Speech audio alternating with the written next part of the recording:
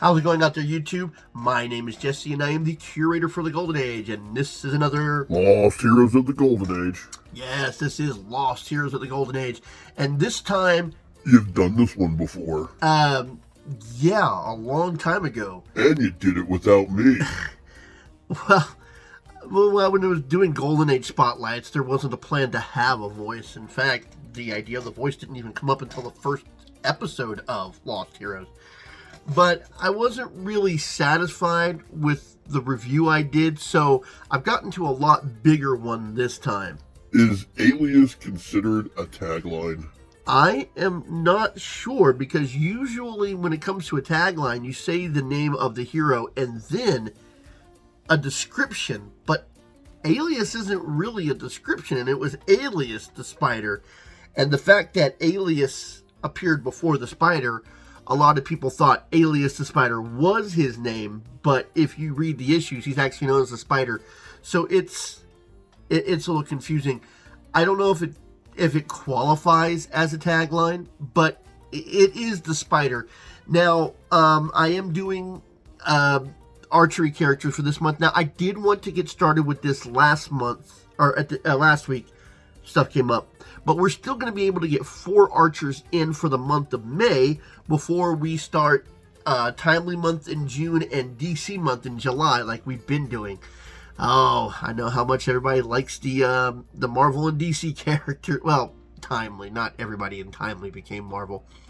But we will be moving on to those. I've got some archers to do. There wasn't a lot of them in the Golden Age, so there only really needs to be 1 month of them. But there was enough that I did want to mention them. They weren't one and done. I think the only one that had the least amount of issues was the Huntress, which we should be covering that next week. And the archers had their time, and they weren't short-lived, and they were interesting enough to people, because as much as people loved the heroes, I think they loved grounded superheroes too, which many of these characters are grounded. They're no superheroes, no superpowers, no supernatural or strange things, except I think the Arrow actually fought some subterranean individuals. But they were more of a grounded story, which is what people found interesting, which is why people gravitated to Westerns right after the superheroes.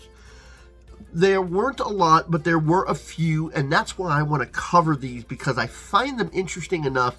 And in the course of comic books, when I'm reviewing all these other ones, I keep coming across them, so I figured it was about time to get them out. So let's go ahead and start this one with the Spider. I think I give a decent review, and then we cover the first appearance. And we'll just use this re-review as a kickoff to the archery month.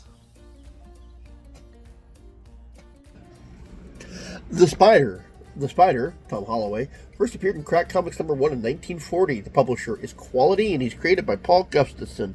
It's not the first time I've mentioned Paul Gustafson, and he's actually done more than one archer who I might be doing on this list. I mean, this is a re-review. Tom Holloway, it's kind of perplexing why more people didn't know who he was. Not only was he a rich playboy socialite, which people who would know who he is, he also doesn't wear a mask, and he doesn't really change his appearance except for his clothing to become the Spider.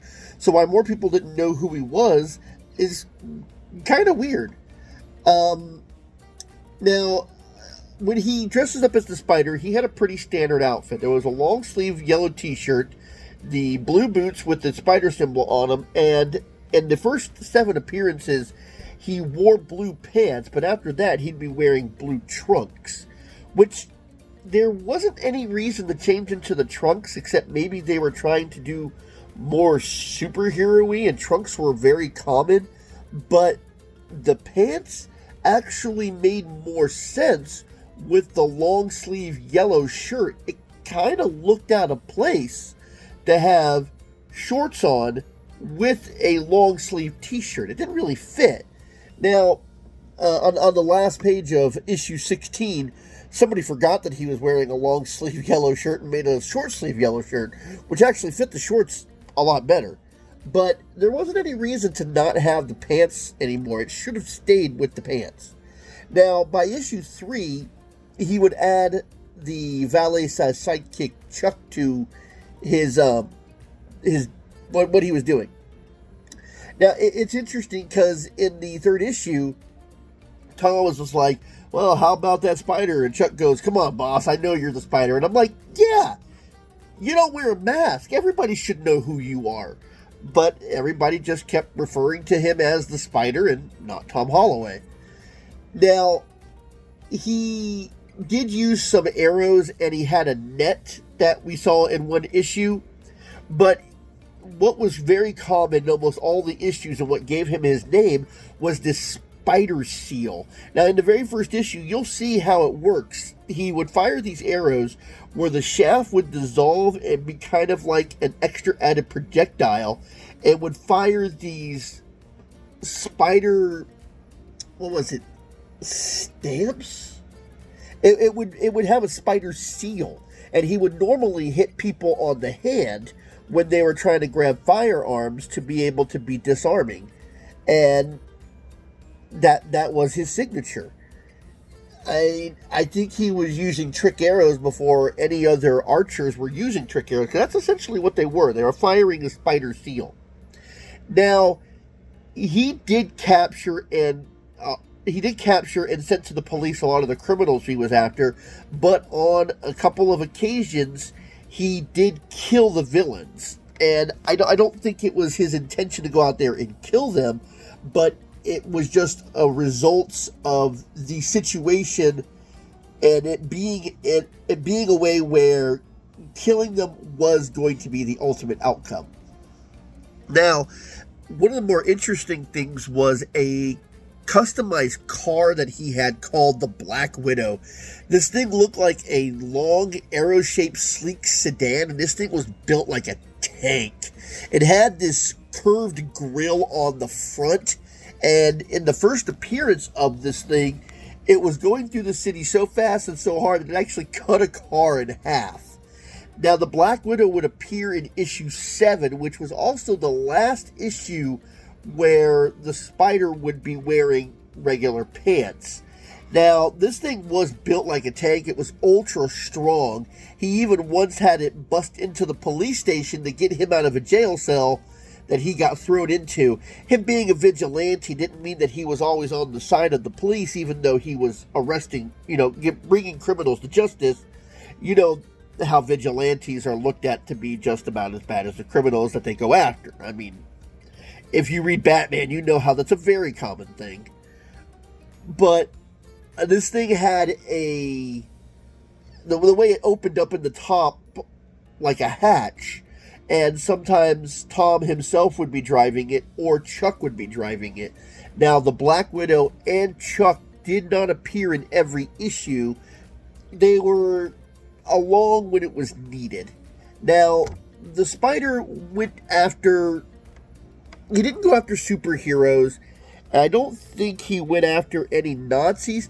He normally just went after criminals, people who were, in money laundering schemes or gamblers, crooks. He'd basically be taking on the low-level street thugs, more of a realistic take kind of villains, where you see most superheroes going after these outrageous villains who are trying to conquer the entire world. He was just going after the criminals who were doing things that were very self-serving, and he would take down those criminals. And sometimes he played the part where he had to look as bad as the people he was going after to get closer to them. Now, there would not be, after 30 issues, he wouldn't appear anymore, and it doesn't exactly say why. It's not like he didn't have any, it's like he wasn't popular or anything. He appeared in different places throughout the comic book. A lot of times he was the backup feature, but he wasn't always.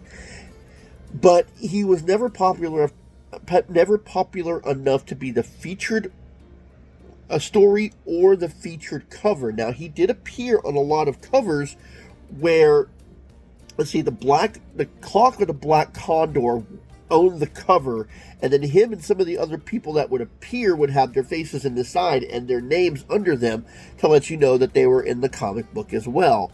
But after 30 issues, he was taken out. I don't think a lot of people that started with Crack Comics #1 would continue all the way until its end. As I've covered Captain Future, Quality had publishing issues when we had the paper shortage where they weren't putting out quite as much. But after 30 issues, he wouldn't be there anymore. A slight bit of popularity, but with the Spider Seals, he really didn't have that much variation. Now, he was a very prolific pugilist. He did fight with his fists. He had a measure of speed and a measure of strength. So it wasn't the level of super strength, but he was stronger than most people. So he had enough to be a hero, nothing super powered. I just think that probably the fact that he was a playboy and the fact that he was always shooting the arrows would probably be an answer to him having a little bit of enhanced strength. So let's go over the first appearance, and you'll get kind of an idea of what the Spider was. There wasn't very many deviations in his 30 issues, just different criminals and different ways that things would happen. But for the most part, the first issue sums up who he is. Now, the first appearance is kind of short, and it is only 4 pages, but that's one of the things that I loved about Quality comic books, is even with 4 pages, the way that they paneled a story, they would have so many panels that you would actually get a decent-sized story with less pages, which is why if you ever pick up an issue of Cracked Comics, there will be a lot of heroes and stories in there, because they would condense their stories to a few pages but paneled them out like they were lots of pages. And that's one of the things that makes Quality a great and interesting read if you ever get a chance to do it. Now, he didn't use just the arrows when he was fighting criminals. A lot of times he would use his fists too. He did seem to be a very accomplished fighter. Now, whether or not he learned how to be a fighter in the times that he was being a playboy, or whether he learned to fight so he could fight criminals, he did know how to, resort to using his fists whenever he needed to. And he did get knocked down on numerous occasions, but that just seemed to be more par for the course for heroes in the Golden Age. So let's go ahead and cover the first appearance. Alias the Spider. It's interesting, Paul Gustafson's name isn't here. There really is no lead-in. I mean, these 2 first panels kind of work as a lead-in.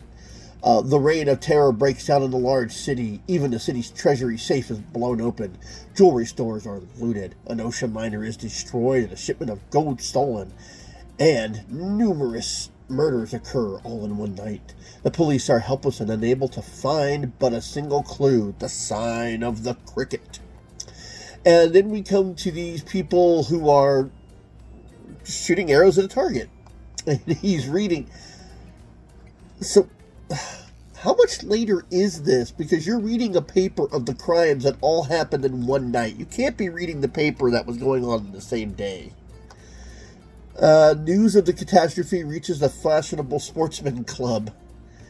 So they tell this guy, they're not sure who he is. He calls him stranger. He says, it's your turn. So he shoots the target and gets out of there. And this is a perfect example of what I was saying about the arrow. And this is a perfect example of what I was describing the bow doing. To the amazements of the bystanders, the stranger's arrow bursts into flames as it leaves the bow, and as it reaches the target, only the arrowhead is left. It looks like a spider. The spider, he's gone. Okay, now he's a millionaire playboy at a sportsman's club, how did they not know who he was? How they called him Stranger, which would say that they've never seen him before. But if he's a member of the sportsman clubs, wouldn't it just make sense that they know who he is? Okay, now as he is speeding along, a package gets thrown into his front window, and he gets rid of it just in time. Instantly, the stranger, Alias the Spider, hurls the package into the river. A moment later, the water rises in a deafening explosion. So he realizes that the cricket knows who he is, so he somehow quickly changes into his form of the spider. Because in a short time, the roadster traveling in a sedan. Meanwhile, the stranger has changed in his attire. I mean, he changed awful quickly. I mean, a minute ago, you saw him in a sports, his whole gentleman's getup, and now he's got the arrow strapped to his back, his bow, his arrow. I mean, he got ready awful quick.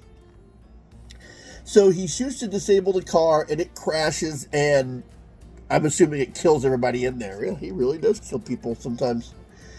So he gets down to the bottom where he sees the sedan engulfed in flames, and apparently the jewelry that was in the car somehow found its way outside of the car, and he picked it up.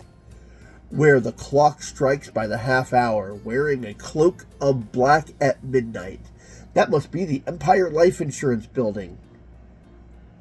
I'd love to know how you just came to that all of a sudden. Anyways, he shows up at the life insurance building to see this man in a cloak, and apparently he didn't look to see who he was handing the information off to at first, and then he notices that it's the spider. As the cloaked figure is about to give the spider the orders, he sees the spider's shadow, he said spider a lot, on the sidewalk, and instantly draws his gun. So Spider is able to disable him and throw him up against the wall. I'll take those orders. Lesbians at 12:30. Now, who is the cricket? I don't know. So he beats up the guy to try to get the information. And he does give him some info, but while he's revealing, this car comes down and shoots him. Ah, they got me. You didn't miss a thing, you crooked devils, but I'm not through with you yet. So he fires and disables the car. Since you asked for it, I'll fight your crickets in your own fashion with death. So he's planning on killing them all. I mean, that's what he just said. Let's see, with the crickets in the car taken care of, the spider turns to the nearest police station. So I guess he lets the cops know what's going on, and that would explain what's going on in these bottom panels. He shows up at the jewelry store, or department store, fires one of the guys in the hand with his patented spider shield emblem thing. I don't know what we're calling this. And he starts firing arrows at him amidst the bedlam. Bedlam, I love quality. Of blasting guns, the seals that the spider finds its mark with amazing accuracy. And then the cops show up. Stay where you are before we drop every one of you. There you go. So, with the location of the cricket well in hand, he goes to confront him. As he enters in the house, he sees that there's nobody around, and then he falls into a trap door. And here's the evil Machiavellian cricket. Welcome, Mr. Spider. So you've come to stop my work, eh? I was expecting you, so I am prepared to do away with you, just as you plan to do away with me. And somehow he finds himself access to a chair, throws it in the cricket's face, punches him several times across the room before knocking him out the window. And we'll go ahead and, I mean, look at these, look how much panels are in one page. This is why quality is so great. Can tell such a large story with a limited amount of space. So let's go ahead and read these last three panels. Another terrific blow sends the cricket crashing through the window and into the bleak river below.